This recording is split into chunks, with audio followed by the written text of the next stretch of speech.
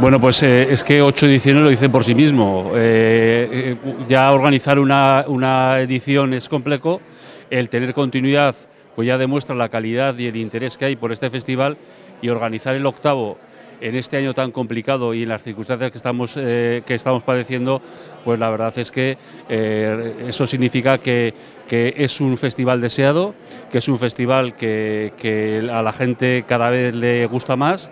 que se amplía a otras sedes y a otros municipios. Este año creo que 3 municipios más, 3 pueblos más, y por lo tanto yo creo que es un festival que todos los ciudadanos aragoneses esperan que se organice, que se planifique y que se desarrolle. Y este año, pues bueno, pues con doble esfuerzo, y mis felicitaciones a los promotores y a la organización del festival. Consejero, que es un momento ahora importante para apostar por la cultura. Bueno, siempre hemos tenido claro del Gobierno de Aragón que la cultura es un eje vertebrador social del territorio y crea riqueza, y en este momento hay que hacer un sobreesfuerzo